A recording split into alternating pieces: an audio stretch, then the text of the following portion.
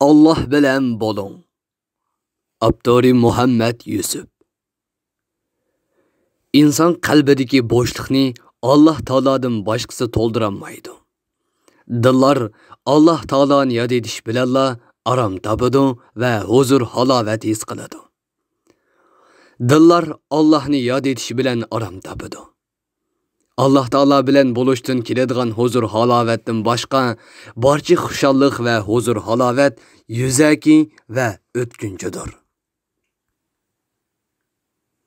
Allah Taolo qalbimizdagi eng cho'ng muhabbat va eng cho'ng quvvat manbasi bo'lib, biz Allah bilan bo'lgan vaqtimizda eng kuchlik, uningdan g'aflatda qolganda bo'lsa, eng ojizmiz. Allah Taolo bizga eng yaqindir. O, omonlik va kuch-quvvatning manbasidir. Allah Taoloni yod etish va hamisha Allah Taolo bilan birga bo'lish har bir musulmonga farzdir. Ey iymon etganlar, Allohni ko'p yod qilinglar. Uningga atigan oqshomda tasbih aytinglar. Abu Darda raziyallohu anhudan rivoyat qilinadiki, Payg'ambar alayhissalom sahobalarga: "Sizlarga Rabbinglarning dargohida eng yaxshi sanaladigan, martabanglarni eng yuqori ko'taradigan, Allah yo'lida oltin kumush sarf qilgandimi, dushmaninglar bilan naq maydon elish jihad qilgandimmi yaxshi sanaladigan amalni aytib beraymi?" dedi. Sahobalar: "U qaysi amal ey Rasululloh?" deb so'rashdi. Bu vaqtda Payg'ambar alayhissalom ularga Allohni ko'plab yod etish deb javob berdi.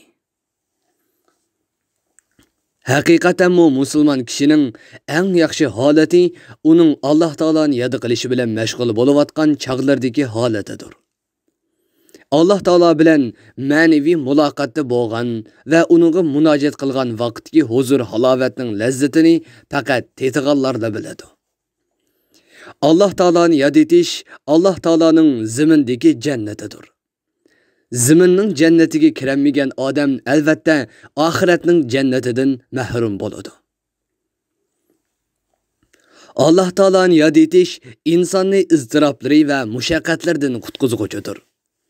Siz Allah bilan bo'lgan chaqlaringizda sizning xushalligingiz eshib boradi. Qalbingiz tinchlanadi. O'zingizni baxtli his qilasiz. Tuyg'ularingiz rohatlanadi. Duo qilsangiz Allah sizga intayin yaqindir. Nido qilsangiz u sizni nihoyatda bak anglag'uchidir. Tilasangiz ijobat qilg'uchidir. Sizni qayg'u g'am o'rivaganda Allah Taoloni yod eting. Uningga munojat qiling. Sizni yolg'izlik chirmavaganda Allah Taologa zikr eting. Uning kalomini tilovat qiling. 20 yaş atrofidagi bir yosh poyezdga chiqadi va bir bovayning yenidagi bo'sh o'rindiqda o'tiradi. Bovay yo'l bo'yi Alloh taologa tasbih etish bilan bo'ladi. Heliqi yosh bovayning bu holatidan qattiq zerikadi va uningga anglatib turib: "Bu zamondagi insonlar hozirgi taraqqiyotni bilmamdigandi. Yanala ashu kon usul bo'yicha tasbih etib o'tiradi. Bularning zamonning taraqqiyotidan qilchi xabari yo'qmidi? Oramizdagi yashnib qolganlar bizni qaloqlikqa va orqaga chekinishga undaydi. Ular vaqtni isrof qilib tasbih etish bilan kun o'tkazadi. Anladinglarmi?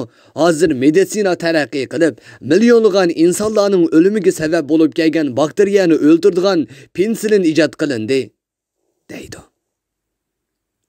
Heliqi bovay tabassum qilib turib: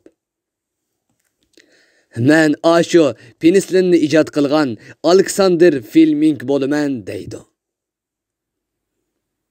Allah Taolo Qur'oni Karimda Allohning bandalari ichida Allohdan faqat olimlarla qo'rqadi deydi. Chunki Alloh taoloni mayli Qur'on hadis orqali tonigan bo'lsin yoki matematika, fizika, biologiya qatorliq tabiiy fan sohasida tonigan bo'lsin, Allah taoloni haqiqiy tonigan bo'lsa, uning cheksiz ilmini va qudratini bilgan bo'lsa, o kishi Allah taolodan hammadan bek qo'rqudi albatta. Allah Taolani qanchalik to'liq va yaxshi tonigan odam uni shunchalik to'liq qadrlaydi va uning haybatidan shunchalik aymanadi. Demak, Allah Taolo bilan bo'lish, uni yod etish va uningdan yordam tilash ko'nilik yoki qaloqlik emas. Aksicha, hozirgi moddaga cho'qinadigan qaloqlikdan va har turli jaholatdan ozod bo'lib, asli fitratga qaytganlikdir. Ya'ni sen to'g'ri dinga, Allohning diniga yuzlanginki, Alloh insonlarni shu din bilan yaratgan. Allohning yaratganini o'zgartirishga bo'lmaydi. Bu to'p-to'g'ri dindir. Lekin insonlarning ko'pinchisi buni bilmaydi.